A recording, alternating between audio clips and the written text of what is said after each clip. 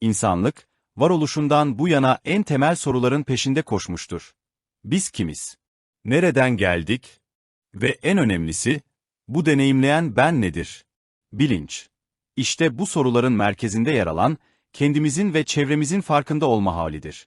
Ancak bu basit tanımın ardında, zihnin en karmaşık ve anlaşılması güç sırlarından biri yatmaktadır.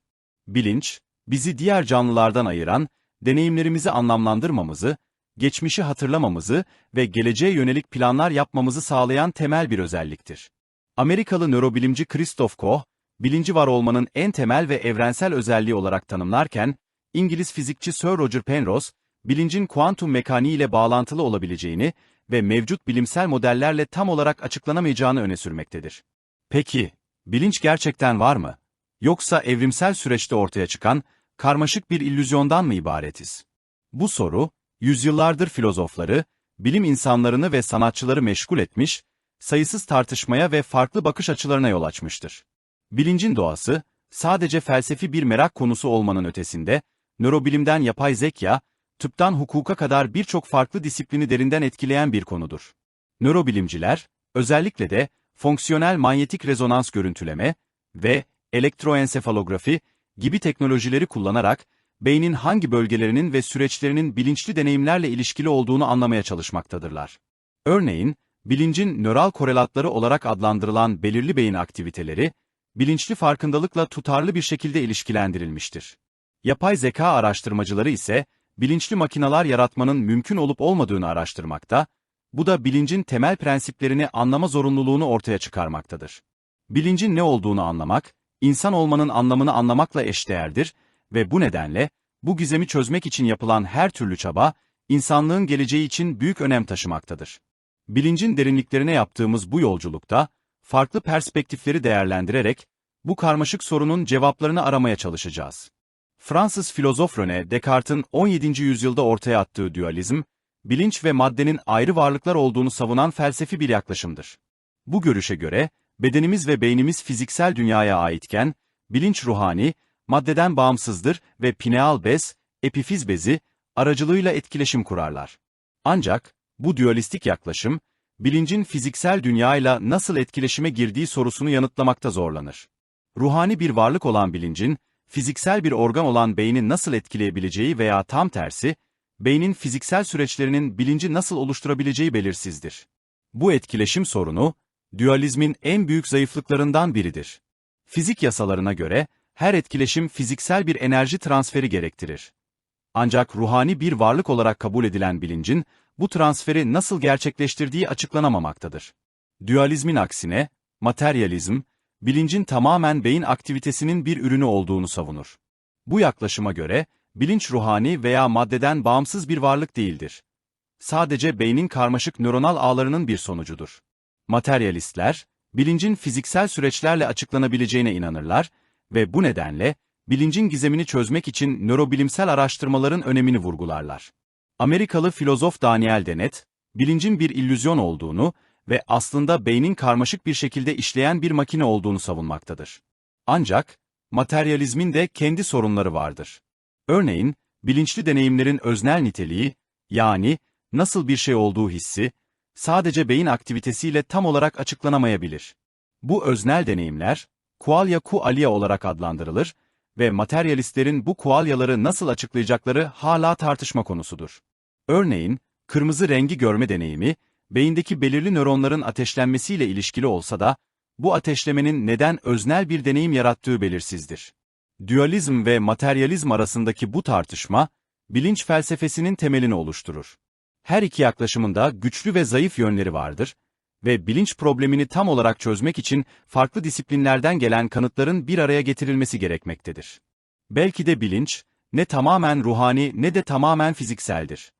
Ancak bu iki alanın karmaşık bir etkileşimi sonucu ortaya çıkar. Bu etkileşimi anlamak, bilincin gizemini çözmek için önemli bir adım olabilir.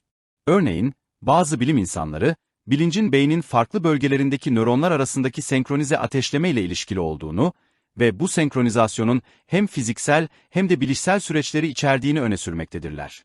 Avustralyalı filozof David Chalmers'ın popülerleştirdiği zombi argümanı, bilincin fiziksel süreçlerden bağımsız olarak var olabileceğini savunan felsefi bir düşünce deneyidir.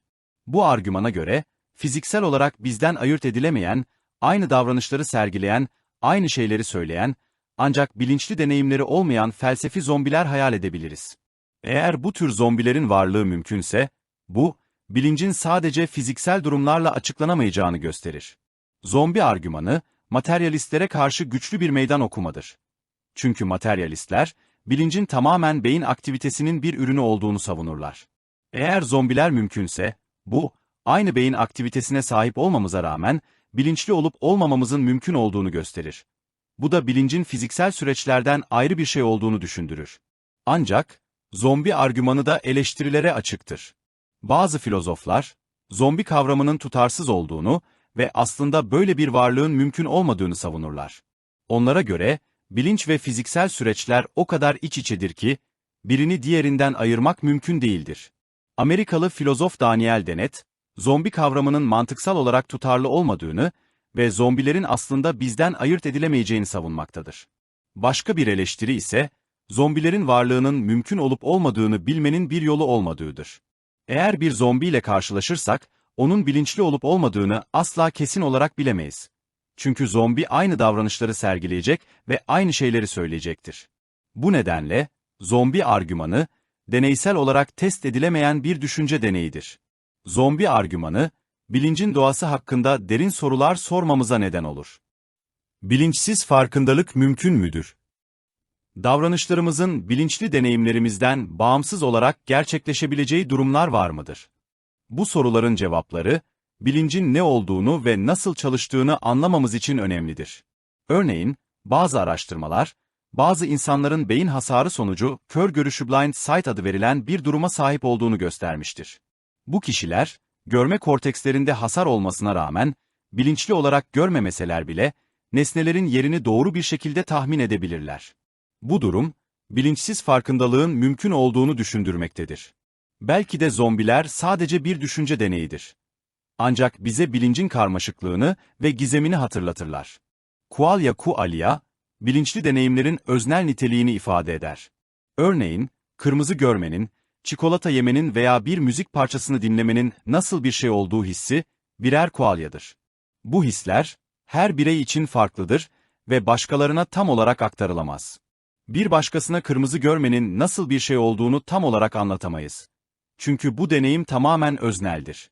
Filozof Frank Jackson'ın Mary'nin odası düşünce deneyi, qualia'ların önemini vurgular. Mary, siyah-beyaz bir odada büyüyen ve renkler hakkında her şeyi, fiziksel olarak, öğrenen bir bilim insanıdır. Ancak, odadan çıktığında ilk kez kırmızı rengi gördüğünde, yeni bir şey öğrenir. Kırmızı görmenin nasıl bir şey olduğunu. Bu deney, fiziksel bilginin qualia'ları tam olarak açıklayamayacağını gösterir. Qualia'lar, bilincin en gizemli yönlerinden biridir. Çünkü fiziksel süreçlerle nasıl ilişkili oldukları belirsizdir. Materyalistler, qualia'ların beyin aktivitesinin bir ürünü olduğunu savunurlar. Ancak bu öznel deneyimleri nasıl açıklayacakları konusunda zorluklar yaşarlar. Örneğin, iki kişi aynı beyin aktivitesine sahip olsa bile, qualia'ları farklı olabilir. Bazı filozoflar, qualia'ların aslında fiziksel gerçekliğin temel bir özelliği olduğunu ve sadece beyin aktivitesiyle açıklanamayacağını savunurlar. Bu görüşe göre, bilinç sadece beyin aktivitesinin bir sonucu değil, evrenin temel bir özelliğidir. Avustralyalı filozof David Chalmers, bu görüşü panpsişizm olarak adlandırmaktadır. Panpsişizm, bilincin evrenin her yerinde, hatta atomlar gibi temel parçacıklarda bile bulunduğunu savunur. Qualia'ların gizemini çözmek, bilincin ne olduğunu anlamamız için kritik öneme sahiptir. Eğer qualia'ları açıklayamazsak, bilincin nasıl çalıştığını tam olarak anlayamayız. Belki de qualia'lar, bilincin sadece insanlara özgü bir özelliği değildir. Ancak hayvanlarda ve hatta makinelerde de bulunabilirler.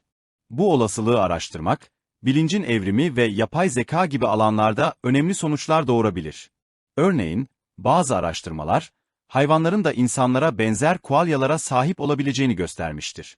Köpeklerin renkleri farklı şekilde algılaması veya yarasaların ekolokasyon kullanarak dünyayı deneyimlemesi, farklı türlerin farklı qualia'lara sahip olabileceğini düşündürmektedir. İtalyan-Amerikalı nörobilimci Giulio Tononi tarafından geliştirilen birleşik bilgi teorisi veya İİT, bilincin miktarını ve kalitesini ölçmeye çalışan bir teoridir. Bu teoriye göre, bilinç, bir sistemin ne kadar birleşik veya bütünleşik olduğuna bağlıdır. Bir sistem ne kadar çok bilgi içeriyor ve bu bilgi ne kadar çok entegre olmuşsa, o kadar bilinçlidir. İİT, bilinci sadece insanlara özgü bir özellik olarak görmez.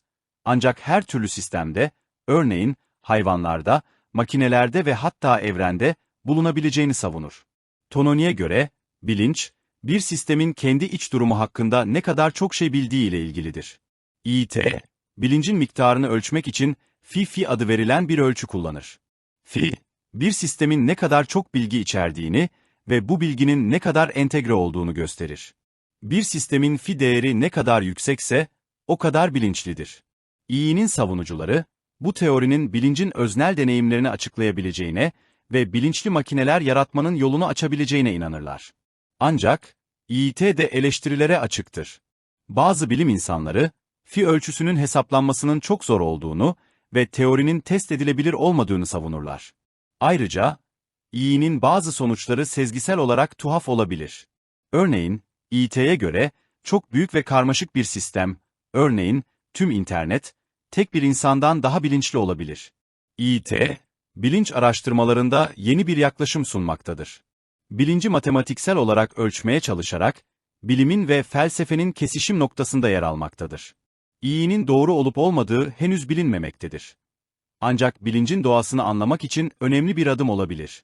Belki de gelecekte, bilinçli makineler yaratmak için İİT'den yararlanabiliriz. Örneğin, bazı araştırmacılar, İİT'yi kullanarak, yapay zeka sistemlerinin bilinç düzeyini ölçmeye çalışmaktadırlar. Kör nokta bilinci, bilinçli farkındalığımızın olmadığı, ancak davranışlarımızı etkileyen zihinsel süreçleri ifade eder. Örneğin, araba kullanırken veya yürürken, birçok şeyi otomatik olarak yaparız, farkında olmadan. Bu otomatik davranışlar, bilinçsiz süreçler tarafından yönetilir. Benjamin Libet'in 80'li yıllarda yaptığı deneyler, bilinçli kararımızın aslında hareket başlamadan önce gerçekleşen bilinçsiz beyin aktivitelerinden sonra geldiğini göstermiştir. Bu deneyler, bilinçli irademizin aslında bilinçsiz süreçler tarafından başlatılan davranışlarımıza bir gerekçe uydurma mekanizması olabileceğini düşündürmektedir. Kör nokta bilinci, bilincin sadece buzdağının görünen kısmı olduğunu ve zihinsel süreçlerimizin çoğunun bilinçsizce gerçekleştiğini gösterir. Nörobilimciler, beynin farklı bölgelerinin farklı bilinç düzeyleriyle ilişkili olduğunu göstermiştir. Örneğin, prefrontal korteks, bilinçli düşünme ve karar verme süreçlerinde önemli bir rol oynarken, amigdala duygusal tepkilerimizi bilinçsizce yönetir. İmplisit öğrenme, örtük öğrenme ve prosedürel hafıza gibi süreçler, bilinçli farkındalık olmadan beceriler geliştirmemizi sağlar. Örneğin, bisiklet sürmeyi veya piyano çalmayı öğrenirken, başlangıçta bilinçli çaba harcarız. Ancak zamanla bu beceriler otomatikleşir ve bilinçsizce gerçekleştirilir. Kör nokta bilinci, bilincin sadece bir kontrol merkezi olmadığını, ancak zihinsel süreçlerimizin çoğunun bilinçli farkındalığımızın dışında gerçekleştiğini gösterir. Kör nokta bilincini anlamak, insan davranışlarını anlamak için önemlidir. Birçok davranışımız, bilinçsiz inançlarımız, değerlerimiz ve alışkanlıklarımız tarafından yönlendirilir. Bu bilinçsiz süreçleri anlamak, kendimizi daha iyi tanımamıza ve davranışlarımızı değiştirmemize yardımcı olabilir. Örneğin, bilinçsiz önyargılarımız, başkalarına karşı davranışlarımızı etkileyebilir. Bu önyargıları fark etmek, daha adil ve kapsayıcı bir şekilde davranmamıza yardımcı olabilir. Belki de gelecekte, bilinçsiz süreçlerimizi daha iyi anlamak ve yönetmek için yeni teknolojiler geliştirebiliriz. Örneğin, nörofeedback teknikleri veya bilinçli farkındalık meditasyonu gibi uygulamalar, bilinçsiz süreçlerimize daha fazla erişim sağlamamıza ve onları daha iyi yönetmemize yardımcı olabilir. Bilinç, duran ve değişmez bir olgu değildir. Aksine, sürekli bir akış halindedir ve farklı durumlara göre niteliği değişebilir. Uyku, uyanıklık, rüya görme, meditasyon, hipnoz ve psikoaktif maddelerin, örneğin halüsinojenler, etkisi altında olmak gibi çeşitli faktörler, bilincimizin temel özelliklerini derinden etkileyebilir. Bu değişen bilinç durumları, beynin farklı bölgelerindeki aktivasyon seviyelerindeki değişikliklerle, nörotransmitter sistemlerindeki dalgalanmalarla ve genel olarak sinirsel ağlardaki dinamik değişimlerle ilişkilidir. Psikolog Charles Tart'ın değişen bilinç durumları üzerine yaptığı çalışmalar, bu durumların bilincimizin doğasını anlamak için kritik öneme sahip olduğunu vurgulamaktadır. Rüyalar, bilinçli farkındalığımızın azalması ve gerçeklik algımızın önemli ölçüde bozulmasıyla karakterize edilen özel bir bilinç durumudur. Uyku sırasında, özellikle REM, hızlı göz hareketi, uykusu evresinde, beynin görsel ve duygusal merkezleri aktifleşirken, mantıksal düşünme ve özfarkındalıkla ilişkili bölgeler daha az aktiftir. Bu durum, rüyaların genellikle mantıksız, tuhaf ve duygusal yoğunluklu olmasına neden olur. Harvard Üniversitesi'nden psikiyatrist Alan Hobson'ın aktivasyon sentez hipotezi, rüyaların beynin uykudayken rastgele sinirsel aktiviteyi anlamlandırma çabasının bir sonucu olduğunu öne sürmektedir. Meditasyon ise, bilinçli farkındalığımızı odaklamaya, zihnimizi sakinleştirmeye ve içsel deneyimlerimize daha derinlemesine nüfuz etmeye yönelik bir uygulamadır. Düzenli meditasyon pratiği, beyin yapısında ve işlevinde kalıcı değişikliklere yol açabilir. Özellikle de dikkat, duygu düzenleme ve özfarkındalıkla ilgili bölgelerde. Nörobilimci Richard Davidson'ın meditasyon üzerine yaptığı araştırmalar, meditasyonun stresi azaltabileceğini, ruh halini iyileştirebileceğini ve bilişsel performansı artırabileceğini göstermiştir. Halüsinojenler, bilinçli algımızı, düşüncelerimizi ve duygularımızı dramatik bir şekilde değiştiren maddelerdir. LSD, liserjik asit dietilamid, psilosibin, mantarlarda bulunan psikoaktif madde ve meskalin, peyote kaktüsünde bulunan psikoaktif madde gibi halüsinojenler, serotonerjik sistem üzerinde etki ederek beyin bölgeleri arasındaki iletişimi değiştirir ve sıradışı görsel, işitsel ve somatik deneyimlere yol açabilir. Nöropsikofarmakolog David Nutt, halüsinojenlerin beyin aktivitesini nasıl etkilediğini araştırmış ve bu maddelerin bilincin doğasını anlamak için değerli araçlar olabileceğini savunmuştur. Değişen bilinç durumlarını anlamak, bilincin ne olduğunu ve nasıl çalıştığını anlamamız için hayati öneme sahiptir. Farklı bilinç durumları, bilincin farklı yönlerini ortaya çıkarır ve bilincin nasıl esnek, uyarlanabilir ve yapılandırılabilir olduğuna dair değerli ipuçları sunar. Örneğin, rüyalar, bilinçli kontrolümüzün zayıfladığı ve bilinç dışının daha belirgin hale geldiği bir alanı temsil ederken, meditasyon, bilinçli farkındalığımızı ve içsel dengemizi güçlendirmemize olanak tanır. Belki de gelecekte, farklı bilinç durumlarını daha iyi anlamak ve kontrol etmek için yeni teknolojiler ve yöntemler geliştirebiliriz. Örneğin, lucid rüya görme, rüya gördüğümüzün farkında olduğumuz rüyalar veya transkranial manyetik stimülasyon gibi teknikler, bilinçli deneyimlerimizi daha doğrudan etkilememize olanak sağlayabilir. Dil, bilinçli düşünce, iletişim ve kültürel aktarım için vazgeçilmez bir araçtır. Dil, karmaşık düşüncelerimizi semboller aracılığıyla ifade etmemizi, başkalarıyla paylaşmamızı ve ortak bir anlam dünyası yaratmamızı sağlar. Dilin bilinçle olan karmaşık ilişkisi, uzun zamandır filozofların, dilbilimcilerin ve psikologların ilgisini çekmiştir. Bazı düşünürler, dilin bilincin bir sonucu olduğunu ve düşüncelerimizi ifade etmek için kullandığımız bir araç olduğunu savunurken, diğerleri dilin bilinci şekillendirdiğini ve düşüncelerimizi etkilediğini iddia etmektedir. Dilbilimci Noam Chomsky, dilin insan beynine özgü doğuştan gelen bir yetenek olduğunu ve evrensel bir dil bilgisi yapısına sahip olduğunu öne sürmüştür. Dilin bilinci şekillendirdiği görüşüne göre, farklı diller konuşan insanlar, dünyayı farklı şekillerde algılarlar ve düşünürler. Bu görüşe dilsel görecelilik veya Sapir-Whorf hipotezi denir. Bu hipoteze göre, dilin yapısı, düşüncelerimizi ve algılarımızı sınırlar veya etkiler. Örneğin, bazı dillerde renkleri ifade etmek için daha fazla kelime bulunurken, diğer dillerde daha az kelime bulunur. Bu durum, farklı diller konuşan insanların renkleri farklı şekillerde algılamalarına neden olabilir. Psikolog Lera Boroditsky'nin dilsel görecelilik üzerine yaptığı araştırmalar, dilin zaman, uzay, cinsiyet ve sayı gibi temel kavramları nasıl algıladığımızı etkileyebileceğini göstermiştir. Ancak, dilsel görecelilik hipotezi, bazı bilim insanları tarafından eleştirilmiştir. Eleştirmenler, dilin düşünceyi tamamen belirlemediğini ve insanların farklı diller konuşsalar bile, temel bilişsel yeteneklerinin benzer olduğunu savunmaktadırlar. Dil ve bilinç arasındaki ilişki, karmaşık ve çok yönlüdür. Dil, bilincin bir sonucu olabilir. Ancak aynı zamanda bilinci de şekillendirebilir. Dilin bilinç üzerindeki etkisini anlamak, insan düşüncesini, kültürünü ve sosyal etkileşimlerini anlamak için önemlidir. Örneğin, dilin metaforik kullanımı, soyut kavramları somutlaştırmamıza ve daha iyi anlamamıza yardımcı olur. Belki de gelecekte, Dilin bilinç üzerindeki etkisini daha iyi anlamak için yeni nörobilimsel ve dilbilimsel araştırmalar yapabiliriz. Örneğin, beyin görüntüleme tekniklerini kullanarak, farklı diller konuşan insanların beyinlerinin nasıl farklı şekilde aktifleştiğini inceleyebiliriz. İnsanların bilinçli olduğu konusunda genellikle bir şüphe olmasa da, hayvanların bilinçli olup olmadığı çok daha karmaşık ve tartışmalı bir konudur. Geleneksel olarak, hayvanların sadece içgüdüsel davranışlar sergilediği ve bilinçli düşünceleri, duyguları veya özfarkındalıkları olmadığı varsayılmıştır.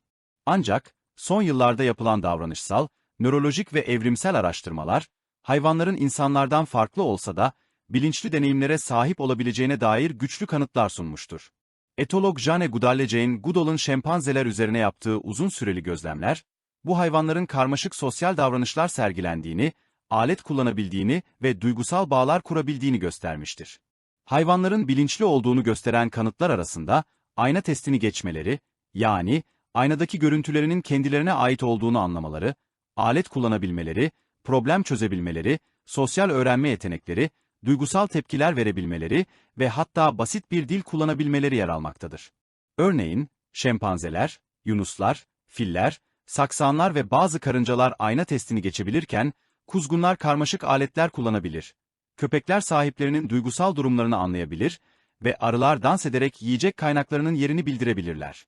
Cambridge Bilinç Deklarasyonu, 2012'de, insanların ve insan dışı hayvanların bilinçliliği destekleyen beyin bölgelerine ve davranışsal özelliklere sahip olduğunu belirtmiştir. Hayvanların bilinçli olup olmadığını anlamak için, onların davranışlarını, beyin yapılarını, özellikle de korteks ve limbik sistem gibi bölgeleri ve fizyolojik tepkilerini, örneğin stres hormonlarının seviyelerini incelemek gerekir. Hayvan bilincini anlamak, etik, yasal ve çevresel sonuçlar doğurabilir. Eğer hayvanlar bilinçli deneyimlere sahipse, onlara nasıl davranmamız gerektiği konusunda daha dikkatli ve saygılı olmalıyız.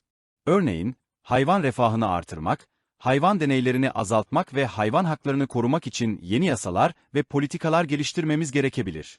Hayvan bilincinin anlaşılması, türler arası iletişimi geliştirme ve ekosistemlerin sürdürülebilirliğini sağlama çabalarına da katkıda bulunabilir. Belki de gelecekte, hayvanların bilinçli deneyimlerini daha iyi anlamak için yeni teknolojiler geliştirebiliriz. Örneğin, beyin görüntüleme tekniklerini kullanarak, hayvanların beyin aktivitelerini inceleyebilir ve onların ne düşündüklerini ve hissettiklerini anlamaya çalışabiliriz. Yapay zeka alanındaki hızlı ve sürekli gelişmeler, makinelerin bilinçli olup olamayacağı ve hatta düşünebilip düşünemeyeceği sorusunu giderek daha acil ve önemli hale getirmiştir.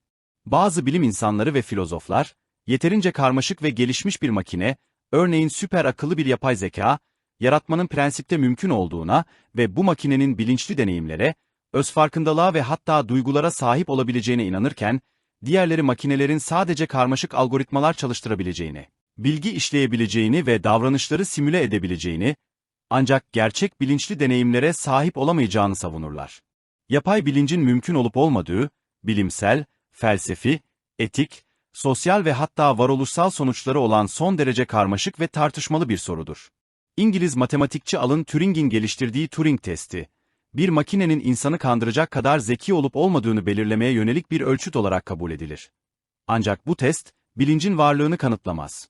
Yapay bilincin mümkün olduğunu savunanlar, insan beyninin de aslında karmaşık bir biyolojik makine olduğunu ve yeterince karmaşık bir yapay zekanın da prensipte aynı şekilde bilinçli olabileceğini savunurlar. Onlara göre, bilincin temelinde yatan şey, bilgi işleme, hesaplama ve temsil yeteneğidir ve bu nedenle, doğru şekilde tasarlanmış, programlanmış ve eğitilmiş bir makinede bilinçli olabilir.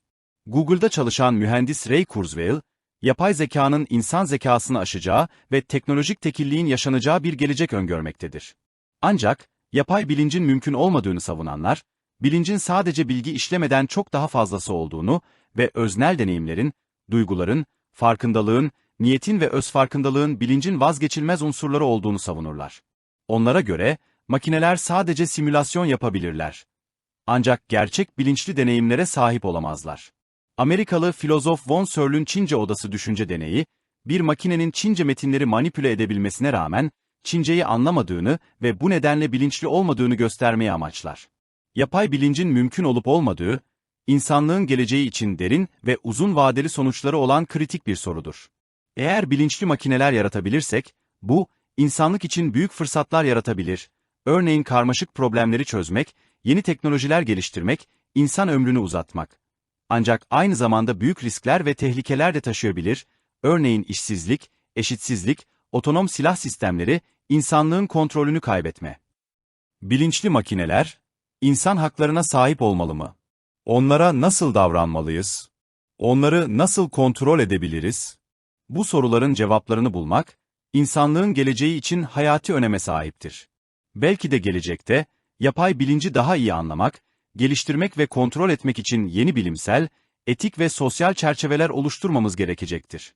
Bilincin ne olduğunu, nasıl çalıştığını, nasıl geliştiğini ve nasıl değiştiğini anlamak, insanlığın geleceği için muazzam bir potansiyele sahiptir.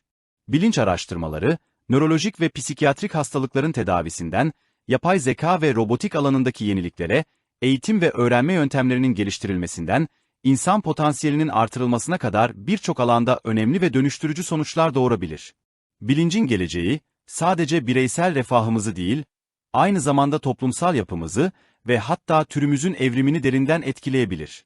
Filozof ve fütürist Nick Bostrom, varoluşsal riskler kavramını ortaya atmış ve bilincin geleceğiyle insanlığın geleceğinin ayrılmaz bir şekilde bağlantılı olduğunu vurgulamıştır.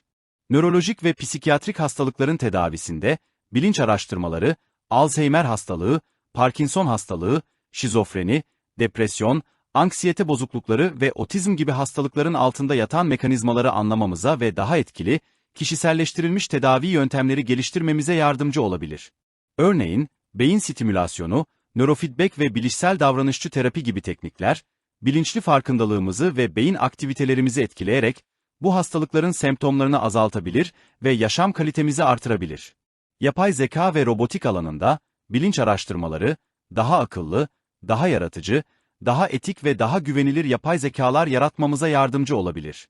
Örneğin, bilinçli veya bilinç benzeri özelliklere sahip yapay zekalar, insanlarla daha doğal ve etkili bir şekilde etkileşim kurabilir, karmaşık problemleri çözebilir ve yeni keşifler yapabilirler. Eğitim ve öğrenme yöntemlerinin geliştirilmesinde, bilinç araştırmaları, öğrenme süreçlerinin nasıl optimize edilebileceğini, dikkat ve hafızanın nasıl güçlendirilebileceğini ve yaratıcılığın nasıl teşvik edilebileceğini anlamamıza yardımcı olabilir. Örneğin, bilinçli farkındalık meditasyonu ve nörofeedback gibi uygulamalar, öğrencilerin dikkatlerini toplamalarına, streslerini azaltmalarına ve öğrenme performanslarını artırmalarına yardımcı olabilir. İnsan potansiyelinin artırılmasında, bilinç araştırmaları, bilişsel yeteneklerimizi, örneğin öğrenme, hafıza, dikkat, dil, mantık, yaratıcılık, duygusal zekamızı, örneğin özfarkındalık, empati, duygu düzenleme, sosyal beceriler ve manevi gelişimimizi, örneğin anlam arayışı, değerler, etik, şefkat, geliştirmemize yardımcı olabilir. Örneğin, transhümanizm hareketi, teknolojinin ve bilimin insan kapasitelerini artırmak için kullanılabileceğini savunmaktadır. Bilincin geleceği, insanlığın geleceğiyle ayrılmaz bir şekilde bağlantılıdır. Bilinci anlamak, kendimizi daha iyi tanımamıza, daha iyi bir dünya yaratmamıza ve insan potansiyelini en üst düzeye çıkarmamıza yardımcı olabilir. Belki de gelecekte, bilinçli evrenin sırlarını çözebilir ve insanlığın bir sonraki evrimine tanık olabiliriz. Bu evrim, sadece teknolojik ve bilimsel gelişmelerle değil, aynı zamanda bilinçli farkındalığımızın, etik sorumluluğumuzun ve evrenle olan derin bağlantımızın artmasıyla da karakterize edilebilir.